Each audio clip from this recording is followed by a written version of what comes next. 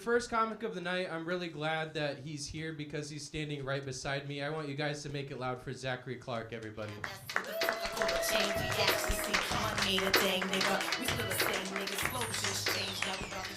Elijah Mang, everybody. Let him hear it. Wow. Yeah, give it up for that Texas dumbass, huh? Wow. That's good. I did grow up in Florida, and I honestly miss it sometimes. Like, I do miss the South. Like, I miss how polite people are, and I feel like they're as polite up here in Oregon. And I was talking about it with my grandmother because she has great manners, right? Like, she always says stuff like, when you're done speaking, may I please say something racist? Because she's a fucking lady, right? Clap if you've had a racist grandma. Come on. If you weren't clapping, you never got to know your grandma. People just don't. I like the nodding of affirmation. He's like, yeah, dude, fuck that bitch. I didn't ask her any questions at all. Yeah. No, I do make fun of my grandma for being racist all the time, but honestly, she's not even that racist. Like, she only hates one race, and that's whichever one is dating my sister. Thought you guys might relate to that a little bit. You know, any old people in the family, but no, my grandma, she's not racist as much as she is just a troll, you know, kind of a piece of shit to be around, but I'm a good brother. For my sister's birthday this year, I got her one of those funnels you put on your vagina to pee standing up. Yeah, hold your applause. Thank you, guys. Appreciate that. Yeah, thank you. No need to do the 21 gun salute for me for that one, but my sister told me she won't use it. She said that's actually for trans men to use the urinal. And I was like, I mean, why don't they just pee on the floor like the rest of us? They think they're better than me or something?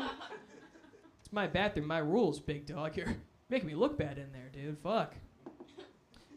But you guys loved my other Florida stuff, so let's try something even harder to pull off, huh? That would be really perfect. Yeah, real quick, everybody, clap if you did grow up below the Mason-Dixon line. Let's hear it. Come on. Yeah. All right. That wasn't enough people. We'll try it anyways. I'm like, I got two really dicey ones you guys won't like, and I don't know how to decide what's first, you know? All right. How about this? When I moved here from Florida, people would ask me if I was afraid of alligators all the time. And honestly, I feel like alligators in the South are like homeless people on the West Coast. Because seeing one's not surprising, right? And yeah, I guess you could call the cops if you want, but they'll just move them somewhere else. I knew you guys wouldn't like that one, but I did it anyways, and that's on me. But that's what they do. If you guys have never seen the police just grab an alligator by the scruff of its neck and throw it in a pond, yeah, dude, that's a Floridian's pastime right there. Yeah, we all gather around to watch the fucking cops throw that thing away, and I tried to bond with you guys over it, and you guys spit in my mouth, and I didn't like that very much at all. Let's try another one that's really dicey and probably won't go over well. You know, we'll try that. I grew up in Robert E. Lee County, Florida. Yeah, I know. I didn't pick it. You know, I was 4 years old. It's not my fault. And I remember during COVID, they talked about renaming the county to Colusa County after the Caloosahatchee. And there's this thing that happens in the South where people are like, I'm not being racist. That's my heritage. You're talking about. And then people were like, you know, Robert E. Lee never stepped foot in Florida. Ever. And the city council was like, that time I was being racist, actually. Sorry. Gotta keep up. I was actually being racist that time. That's my bad. All right. That one was better. That's a better joke than the alligator one. Thank you, guys.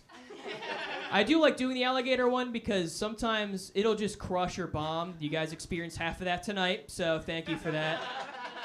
But I'll do it in a place where like one guy's from the South, and he'll come up after when everyone's gone. He's like, that was actually really fucking good, dude. They really do that down there. I'm just like begging. I'm like, yeah, you guys, that was a good joke. Please acknowledge me. That was funny. Just tell me you appreciated my joke I worked hard on, and I can't let it go no matter what.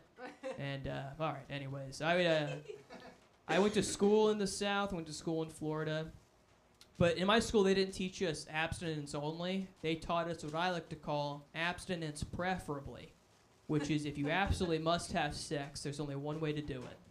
So what you do is take down your pants, take down your underwear, put the condom on, pull your underwear back up, pull your pants back up, unzip, and have sex through the zipper. Shirt's got to stay on, everybody. Don't try to step out of line. And I was like, yeah, I'm not going to do that. My teacher was like, hey, if it's good enough for Pastor Dan and his wife, it's good enough for you. And I was like, I don't want to have sex like Pastor Dan has sex with his wife. I want to have sex like Pastor Dan has sex with Pastor Kevin. Yeah, hot, sweaty, and deep in the closet. All right, what do you guys say we get this gay shit going, huh? Keep the